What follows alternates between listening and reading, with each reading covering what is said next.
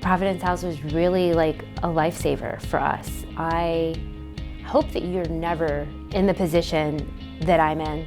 But if it ever happens, I thank God for a place like Providence House because I didn't have any options. Providence House is expanding to the east side because we noticed an alarming increase in the number of children and families who needed our services. 70% of our unserved children are from near east side communities. And so we're going where the children are. Providence House does a lot to help single parent households. And approximately 65 to 70% of this neighborhood are headed by single parent households. Look, every community wants to live in a neighborhood where neighbors look out for each other. Providence House has been that neighbor in Cleveland for more than 40 years.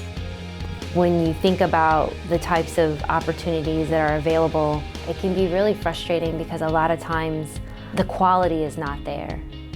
I'm really impressed with the efforts that they're making to try to be inclusive in the process, to establish relationships, learn the neighborhood, learn the community, and do what they can to support the community as well.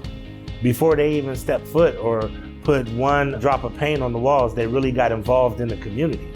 So the Providence House East Campus project initially started off with how do we work with the historic building that's there, knowing that we needed new administrative spaces, and we still wanted to support children in a crisis nursery and expand our access for families in the community. We came up with a plan that the ground floor of the building would be a children's education center to which we would connect the residential crisis nursery for children.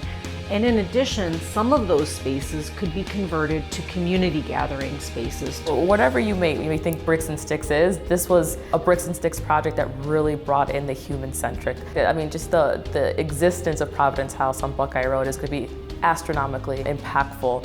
There's a need for us to not just look at ourselves as individual entities, but to look at ourselves as partners and how we can all be able to support each other. The whole idea of it takes a village is so real, and Providence House is part of that village. The help, the support, the wraparound. The Providence House is like a hug.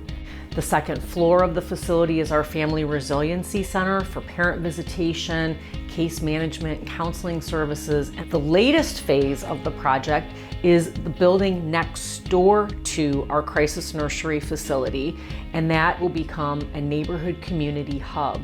And we really want to make sure that the families we're serving on our East Campus have the same opportunity to connect to long-term support services right there in their neighborhood.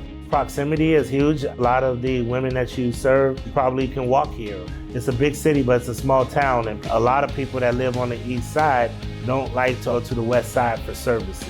This is a key social service for our community, and by being here and being more visible, I think that it will be helpful.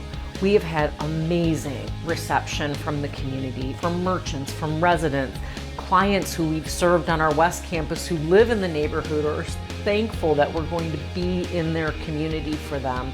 I think for any nonprofit to take on a capital project is huge. We're chasing every day just to keep the operations funded and raise the dollars we need to support our services. This was really a community effort to pull this all together, and that is really what's been amazing about this project. It's because of the partnership of the community, the whole community, that we're able to do this.